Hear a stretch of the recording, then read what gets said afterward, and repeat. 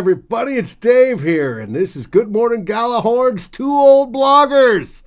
And joining me, my partner in this, is the one and only Darren Campbell, former author of Grant's Tomb and Kick-Ass Blog, as well as Darren Campbell's Deep Thoughts. We're going to talk some Vikings tonight. How you all doing? Great, Dave. Looking forward to talking to about some Viking stuff with you as well, and the other 5 people who are going to be watching. Hopefully there's more than 5. We got Clifford joining us tonight. Welcome, he's letting Clifford. us know that the Rams are whooping up on the Pats. That's 17-0. Wow. I wouldn't have expected that. Not at all. Yeah. It is what it is. We don't care about those guys. Not at this time, we don't. Now, we might get to where we care about the Rams, but not at this time. You wanted to talk a few subjects, and the first on your list was the defensive line. What did you have in mind there? Well, I think what I wanted to talk about was, and wanted to get your thoughts too, Dave, was the decline of the Vikings defensive line compared to what we've been used to. It seems like we had the Williams wall at one time, not a big pass rushing threats, but when we made the trade for Jared Allen, before that, our pass rush was kind of pedestrian, and that was one of our complaints. Then the Vikings made the big trade for Jared Allen in 2008, and the year before they drafted Brian Robeson, and they'd already drafted Ray Edwards in 2006. So they built a defensive line that eventually, with Allen being like as dominant as he was at that time, that could really get after it. And the Vikings did a really good, And Kevin Williams wasn't bad at 3 technique, and Fat Pat was just a fire plug and wouldn't let anything go up the middle. Yeah, it was good. And so we were strong against the run, but also strong rushing the passer. And even after, and the Vikings seem to do a good job of replenishing that.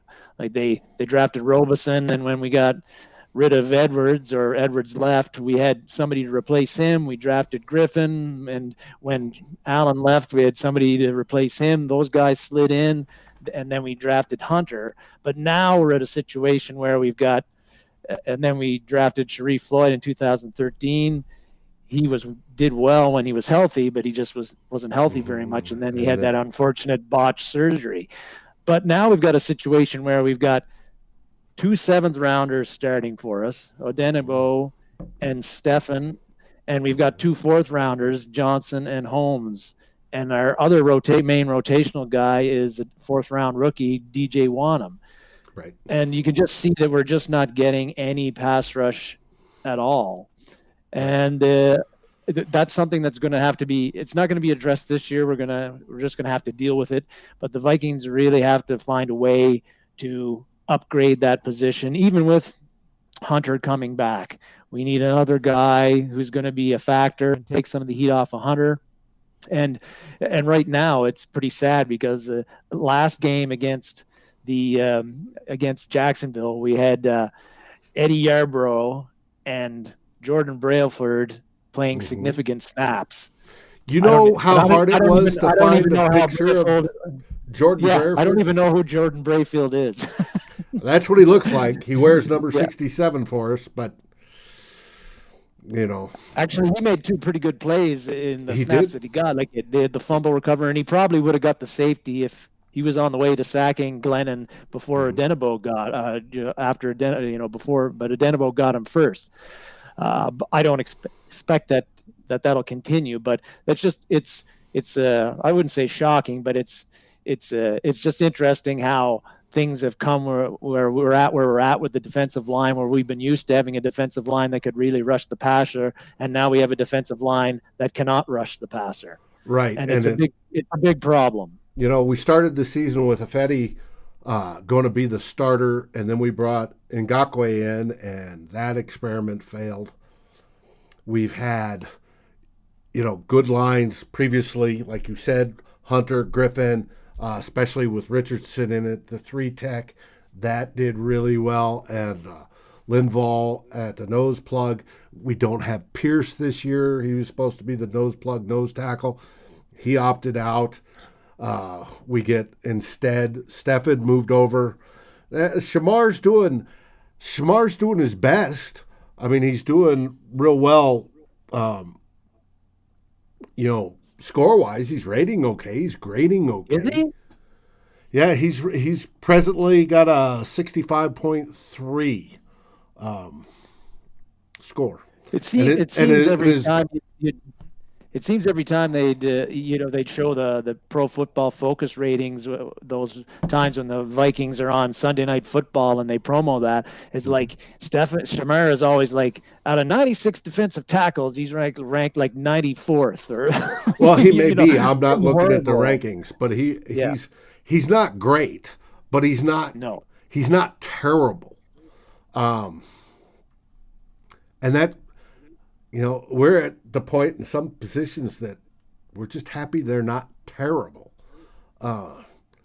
We got a mediocre defensive line. There's nothing special about it this season. We hope Wanham develops, but he's still a rookie, and we know that's a position that usually takes a couple years or better to get up to development. A 3 technique we'd love to have, but that's probably going to take drafting it. You can't find a good one that can give pressure without having those skills coming to the team. And I believe PFF looks at that draft. Those are one of those things that translates. But it's, next year we'll have Pierce back and Hunter back, hopefully. And we're still going to look at the other side defensive end, whether it be Wanham or Affetti. Affetti makes a good, number 3 guy, rotation-wise. Yeah, I agree. I think this year one of the issues with him is that he's the top guy on the line, and when he's like you say, he's a good rotational guy that comes in to give your starters a blow, and there's not too much, and he's getting there's not too much attention being paid to him, so he can go to work. That's kind of what it seemed like he did last year when he played great and showed up lots. This year you're not hearing his name called very much. He seems like he's struggling to get pressure on the quarterback, which they all are. They all are. But that's kind of one of those things where I had high hopes for him, but coming into the season, I was okay with letting Griffin go and letting Denebo go in there, but that was based on Hunter being on the other side, which hasn't happened. You mentioned Pierce, and we with the opting out because of COVID, an issue that doesn't look like it'll be an issue now with the vaccines coming on.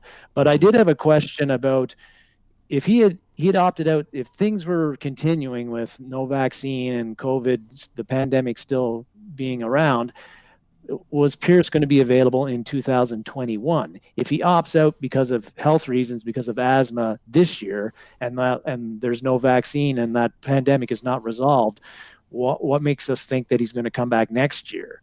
Now that seems to be resolved with if vaccines come on board and that provides him with the health assurances. But I was very keen on watching Pierce in the middle this year and seeing what he could do especially for our run defense. And I was kind of worried that COVID was going to mean he might opt out 2 years, not just the one. I think we're only going to get the one, and then football next year will be back to pretty much normal. Clifford talked about Shamar looks like a rotational player. I agree, Clifford. I think all 4 of the guys that start on our defensive line would be good rotational players. They're not. We start them because we have to. Yeah, I think is where we're at.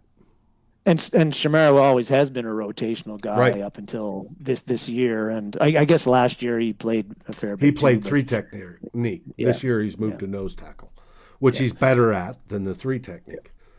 I'm a bit disappointed with how Jaleel Johnson has developed too. I remember when he was a rookie and in his second year in preseason, he was a guy that really stood out. Mind you, he was playing against the 2s and the 3s a lot of the time, but you really felt that they had something there, a guy that that guy that was going to emerge and be a real productive player, and it just hasn't happened. and that's been unfortunate because the Vikings have done pretty well picking defensive linemen in the fourth round in the past, and he was a fourth rounder. Yeah, and But he was out of Ohio State, if I remember, which had Ted all he's excited. an Iowa guy. He's Is an Iowa guy. Holmes is the Ohio State. Jalen Holmes. Yeah, this Yep. dude.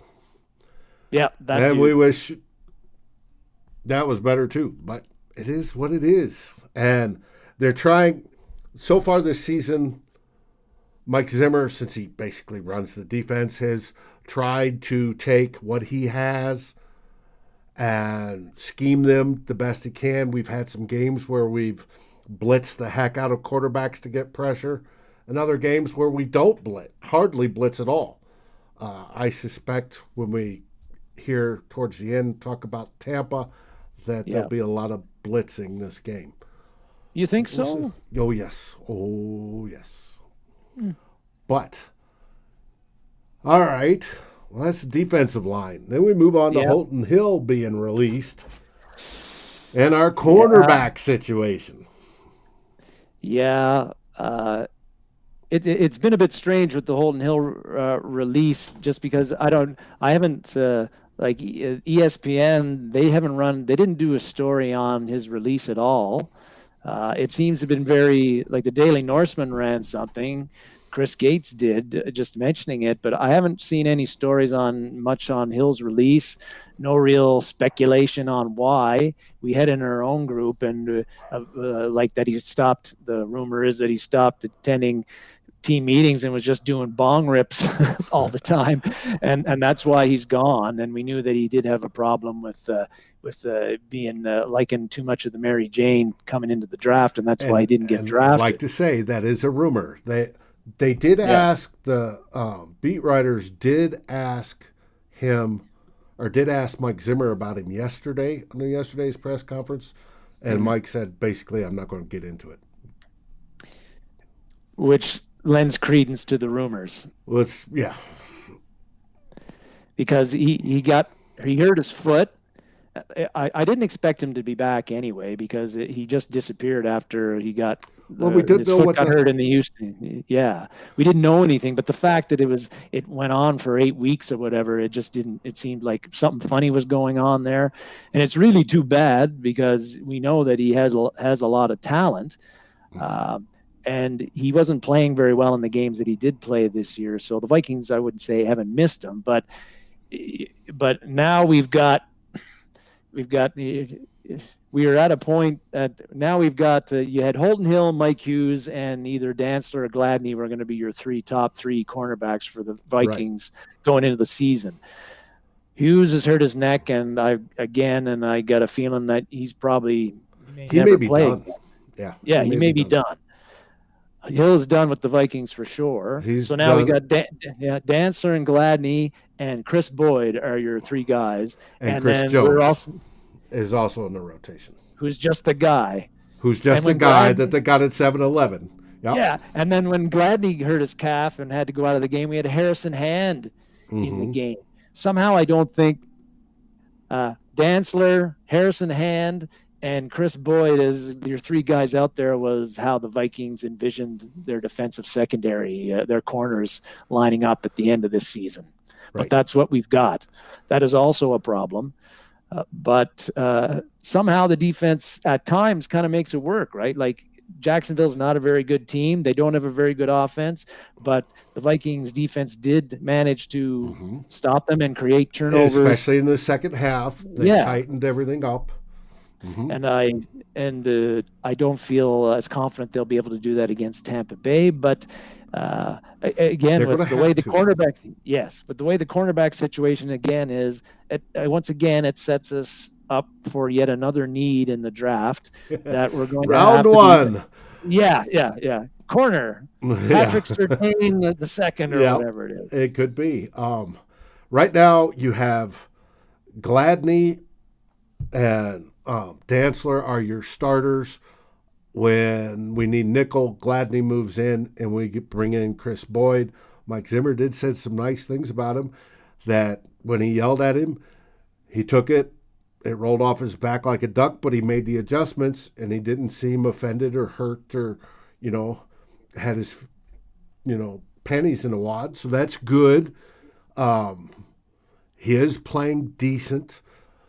Dantzler, obviously, last week was PFF's top-rated corner in the league. He had a really good game. We'd love for him to put on some more muscle mass and get heavier, but he's looking good. Gladney looks decent. So Gladney had good grades last game too. Yeah, so we're looking. It's getting better now. What was interesting from the last game is we've been playing cover two most of the season, right? Yeah. Because cover two is the easiest. You got this area, patch of grass to defend. Any receiver comes in there, you got him, right? If it goes outside, you dish it off to the safeties. That's why we're playing the two high safeties with Harrison and Harris back there. Well, they lined up in a cover two look last week, but they had Dantzler. They actually went to a cover three and had Dantzler man on man, and he got those good grades doing the man on man thing. That is progress. Mm-hmm. Yeah, there's definitely been progress with Gladney and Dantzler last game too. I'd mentioned last week that Dantzler's been hurt a lot, and that's probably hurt his development. But he sure looked like he was developing against the Jaguars. Now, my question to you is: Dantzler going to be the best corner we took in last year's or this year's draft? Hey, Mark. Well, he had first round talent, right? Until he ran the 4.58 or whatever. Right, and he slowed down and he dropped him, and we got him in the third. Yep. But now he's been beat on some long pass plays too. But when you watch him, do you see a guy who can't keep up with the play? I don't. No. If he gets beat deep, it's usually because he turns the wrong direction. So I think the whole thing about his speed was and it was, some people point out they thought it was overblown, and they said, you just look at his tape and what he did in college in the SEC, and that should tell you that he can excel at the NFL level. Yeah. And I think so far I would agree with that. And of course there was his excuse to combine that he'd been trying to put on weight and he'd been drinking water and was just oversaturated and slow and and just ran a bad 4.40. Yeah. Well, yeah. Anyway, if he had ran a good 40 time, we wouldn't have got him in the third round. So, which is true. Worked out well for us. Mm-hmm. Drewster, I want to say hi to you too. We noticed you come on. Yeah. He was duding us. Yeah. But that leads us into. Let's take the corners and let's go into the Bucs game. Yep.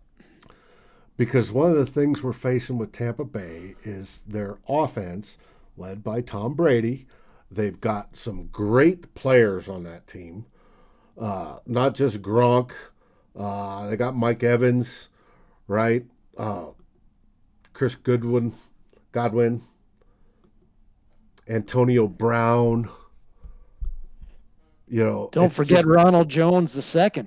Yes, they do have Ronald Jones. And 820 yards. And 5.1 yards per carry so far this year. Yeah, it's gonna be tough. But the defense is going to have to step. People have talked about this is going to be the measuring stick game. We've improved over the last 6 games. Obviously, we won 5 out of the last 6. But if you look at the opponent, strength of our opponent comes into question because we played some pretty poor teams, and we played a lot of those teams way too closely too. Especially look at the last 2 weeks against the Jags and the Panthers. But this is going to be that measuring stick. Are we as good as we think we can be? And if they go into straight Tampa 2, Tom Brady's going to pick them apart. It's going to be a dissection, and it's going to be ugly. So I don't expect a Tampa 2. I expect more cover 3, more cover 4. And then everybody knows that if you get pressure on Tom Brady, that's one way to throw him off his game. Well, we don't have a defensive line that's consistently generating pressure. And the only way we can generate pressure is by blitz packages, right? Be it exotic or be it whatever, is to change shit up and make things look confusing. Well, that's going to be hard for a quarterback that's a Hall of Fame quarterback that's been in the league over 20 years and just about seen everything. But that's the only way I can see them with the Vikings being successful at shutting down that offense. Yeah, it'll be interesting to see how they play it, because when we played Green Bay in Green Bay, the Vikings were able to. That's kind of what they did, right? They managed to get Green Bay in situations. Well, at least in the second half, they got them into some long down and distance situations where Rodgers wasn't going to be able to just get the ball out quickly and get the first down. So we were able to blitz that way, and we did it. And we didn't get, I think the only sack we got in that game was the one Wanham got at the end of the game. But we did create pressure and move Rodgers off a spot and forced him to throw in positions where the receivers, in short of the sticks. It worked. So, like you say, if you sit back with Brady and give him all the time in the world, well, he's going to find somebody eventually. And if you blitz him and don't do it and don't mix it up, he's seen everything. He's going to see that too. So they're like I say, they always talk about like Zimmer is at exotic blitzes, and I don't know. We don't blitz that much. Actually, we don't. Yeah, and but so we don't do just a double A gap anymore. He's yeah. switched it up to where he may show double A and it's a corner coming off the side. He's got it mixed up. If it's going to be a corner, he'll be sending Gladney. Gladney is the guy that he sends off on a corner blitz sometimes, and the hitman will go on blitz. Yep. He sent hitman on 3 or 4 blitzes, maybe more, against the Jaguars. But yeah, I have all the same worries you do about trying to stop the offense because of the fact that we don't get much pressure. And Brady hasn't been sacked this much anyway. He's only been sacked 16 times this year. Probably. I don't know if that has to do so much that Tampa Bay has a very good offensive line, or just that Brady's smart and he gets rid of the ball quickly. And and is just good at anticipating the pressure. So it's going to be difficult. But Tampa Bay is kind of a weird team, right? Like people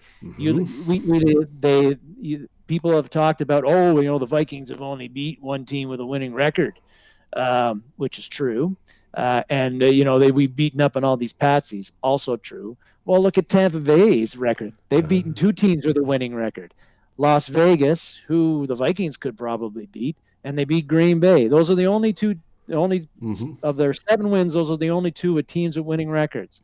And the other teams they've beaten, the Chargers. They beat the Panthers twice. They beat the Broncos. They beat the Giants. That's not exactly a murderer's row of wins. They lost to the Bears on the road. Right. We beat the Bears on the road. So, they're 7-5. We're 6-6. You are what your record says you are. So maybe this game isn't as big of a lopsided affair as Vikings fans kind of think.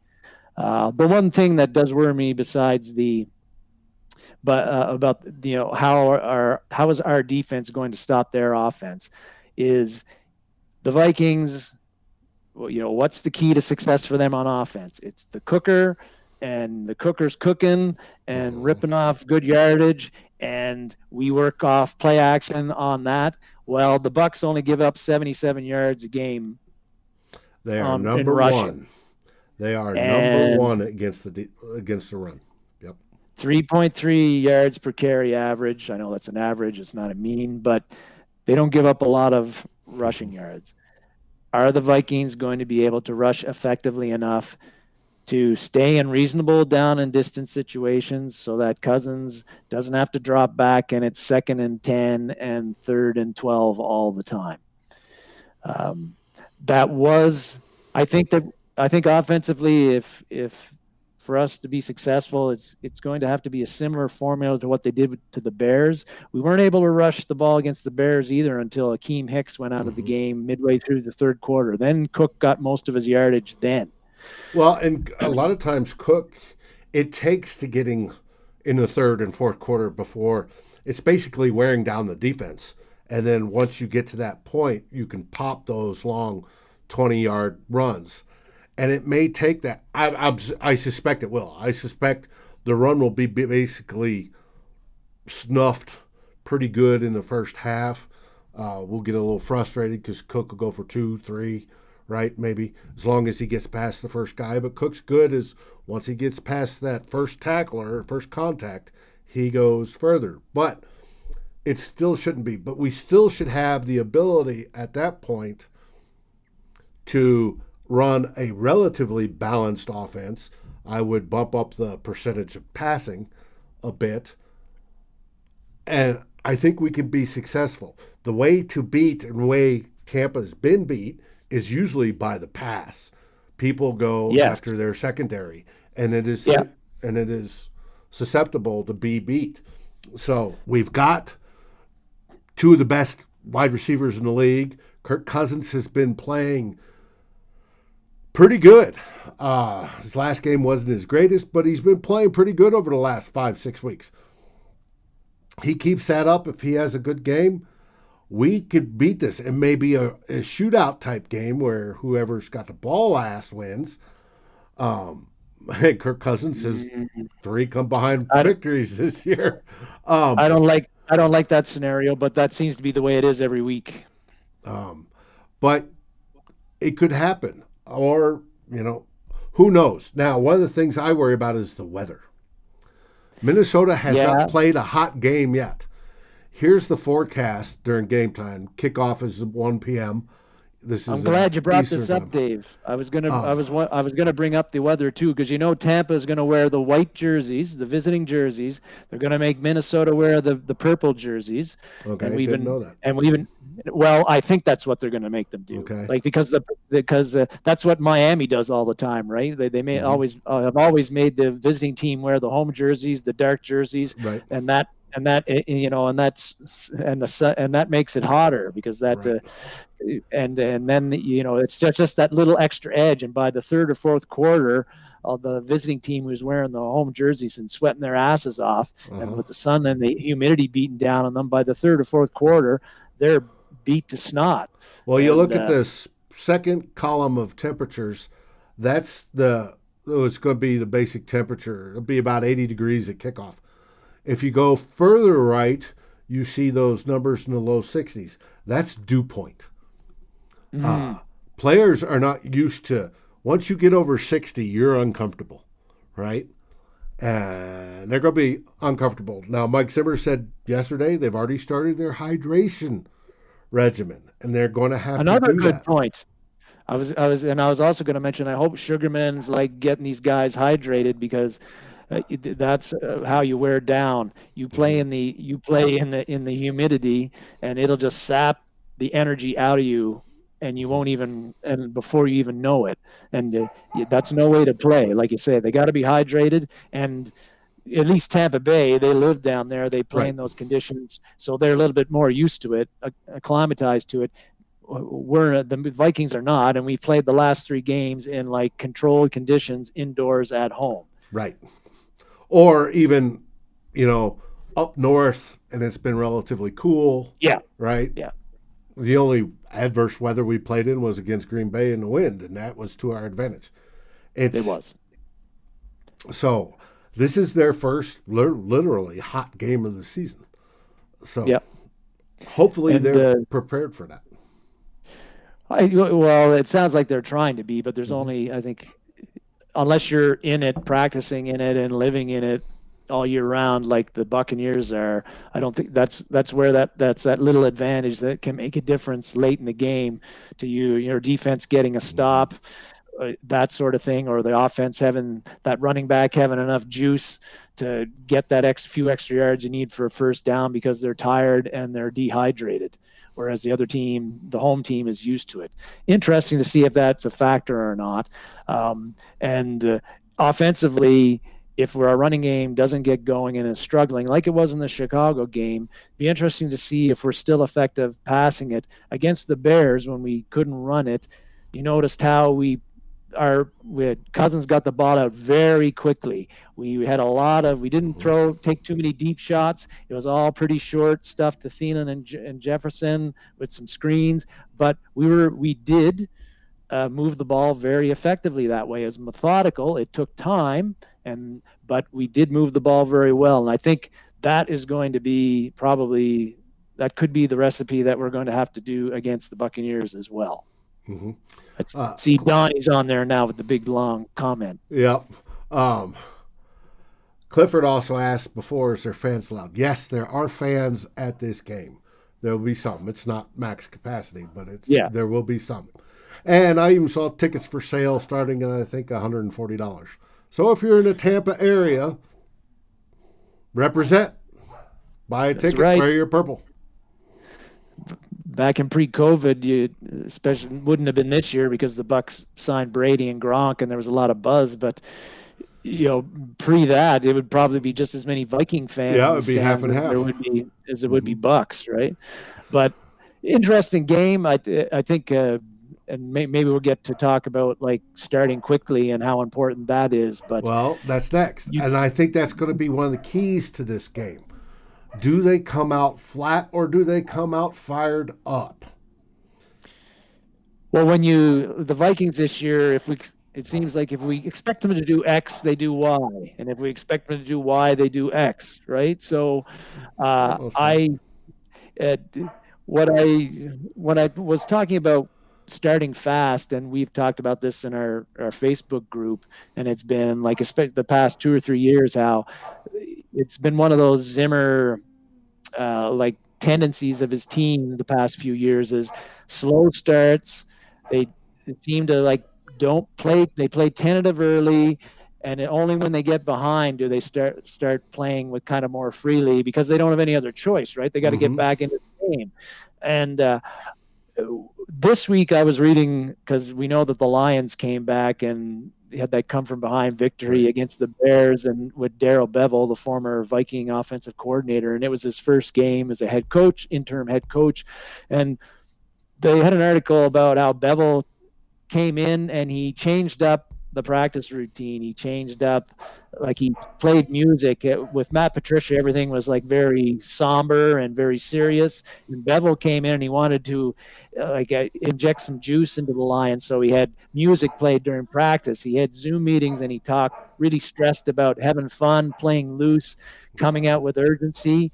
And he changed a lot of things up that the Lions had been doing under Patricia. And now they didn't really the Lions didn't really start great, but the end result was they got a win, and it was a come from behind win, and they did things differently. And I hope that Zimmer we don't know what they're doing in practices or how they're prepping, right. But with the way they have started in the past, especially the past 3 games, Dallas, they were down 16-7 at the half. Carolina, they were up 10-7, but they got a touchdown on their first drive, and then it was punt, and then they got a field goal at the end. Jags were down 9-6 at the half. Really not very good first halves, slow starts. We cannot afford to be down 16-7 against the Bucs in this game, or because I don't feel very confident that we're going to be able to turn it around against them. We need to come out and play well, play with some urgency, get some confidence, and go from there. Well, I do like the idea that I've heard from, I think, Judd. Play like they're 2 scores behind, because when the Vikings are 2 scores behind, they play like that, right? Yeah. But also when we've played good teams, be it Seattle, be it the Titans, be it Green Bay, they have come out a little bit more on fire, especially on the road. This is a road game. They're not as complacent. I'm hoping to see that emphasis on, hey, this is your first playoff game. You guys got to do this. And they come out that way. But I do want them to play with sort of the mindset they're 2 scores behind and keep going downfield, keep trying to score. Like I said, if you're 1 score behind, Or if you're 1 score ahead, get 2 scores ahead. If you're 2 scores ahead, get 3 scores ahead. Like we Well, preach, yeah, and and it's not.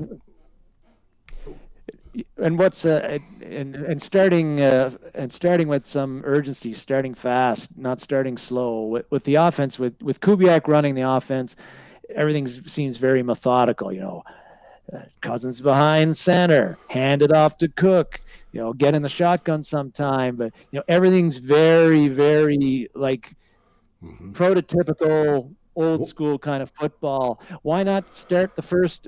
Why not? How about say if we win the toss, instead of deferring like we always fucking do, how about we take the ball? How about Zimmer say, okay, offense, it's on you to get this thing going for us. You're winning the game for us, so get that. We're going to give you the ball. We got confidence in you. Go down and score a touchdown on our first drive and set the tone. How about doing some hurry up? We always hear the announcers talk about, it's really confusing the defense.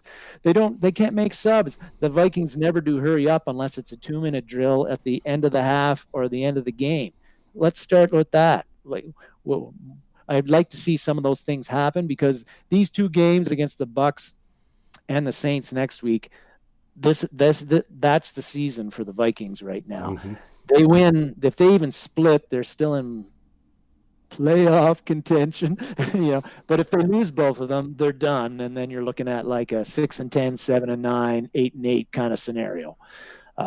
So they need to come out a little bit differently than they've been coming out the previous 3 games. Well, Flip is, he's an expert on the percentages. If we beat Tampa, our playoff percentage jumps to 71%.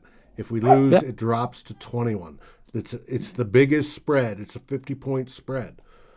And the games against Tampa and the Saints are more important in the records than the Bears and the Lions, unless Green Bay starts losing like crazy. And it's because they're weighted more. It's beating the Bears and the Lions on the way out isn't going to – if we finish 8-8 and those are the only 2 games, our likelihood of making playoffs is not good. Yeah, well, you don't see teams getting a wild card even with an extra, I would think, at 8-8 anymore. You used to be able to win divisions at 8-8, and I guess if you're in the NFC East, you still can this year. But that's not the recipe for making it into the playoffs. And at 8-8, what are you going to do in the playoffs anyway? You're going to be 1 and done. You hope to get lucky. Hey, there have been 5 teams that came in as a wild card and went to the Super Bowl and won the Super Bowl. 5. Yeah. There's only a couple that we would comp with. It was the Giants when they beat the Pats that year.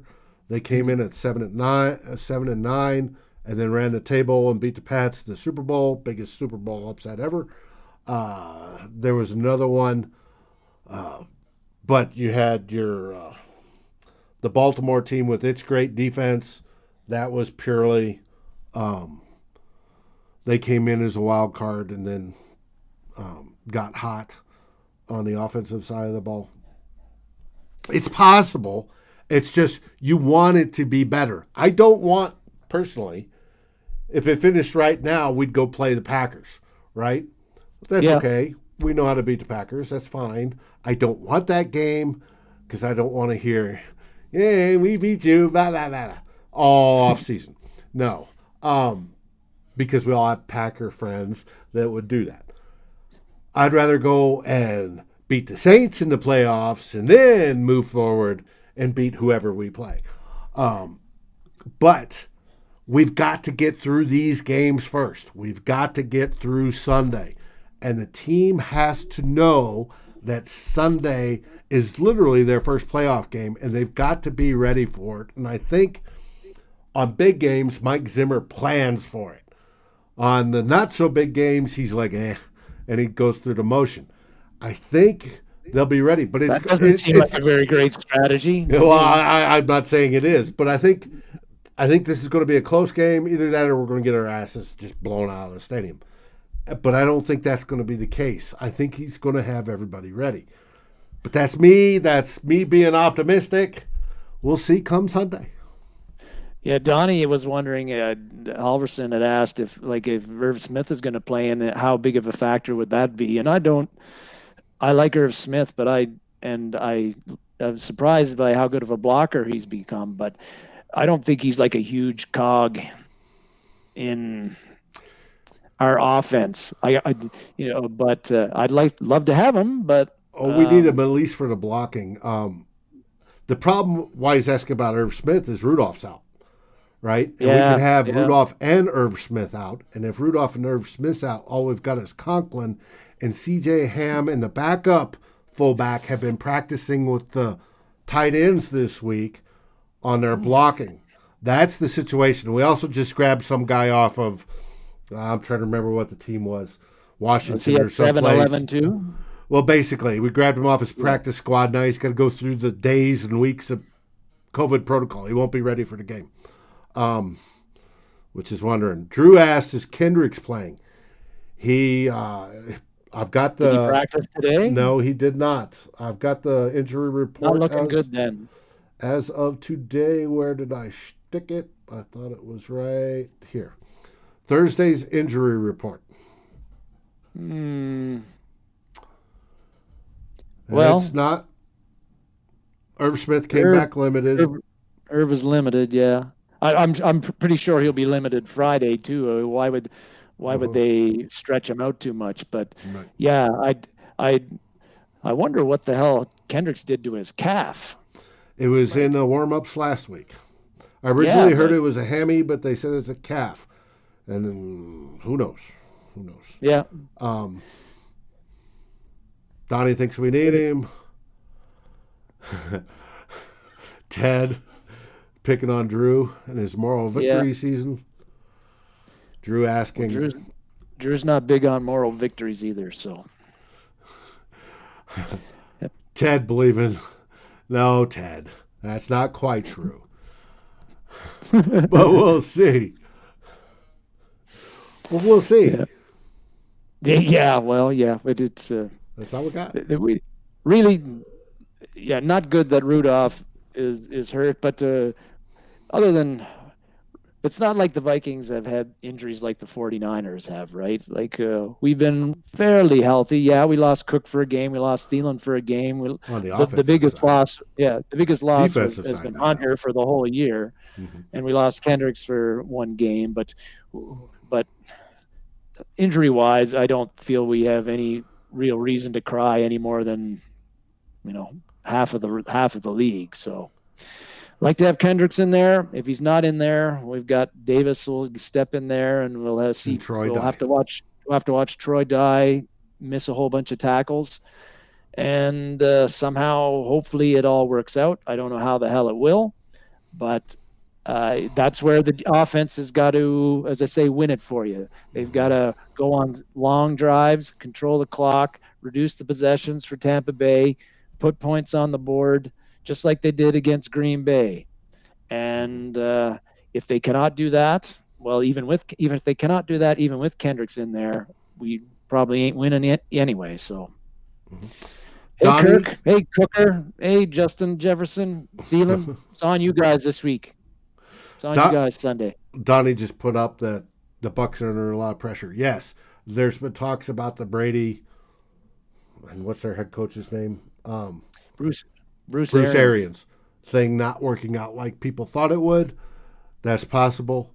We shall see. So, Yep. with that,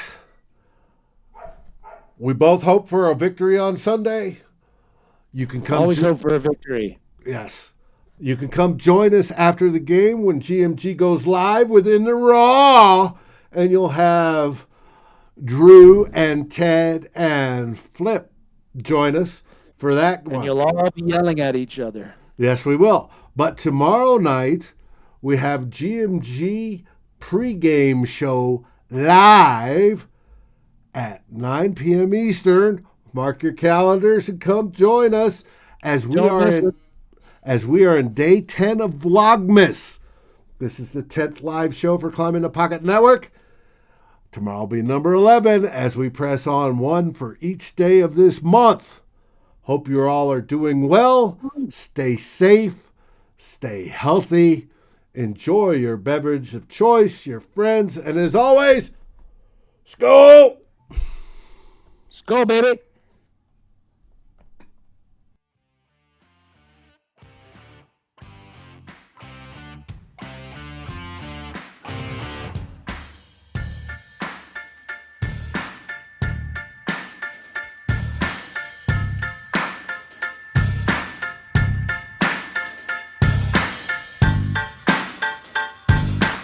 Thank you for watching or listening. As always, if you like, subscribe, and ring the bell for notifications. And if you're listening to the podcast, please rate us on your favorite aggregator. Skol, everybody.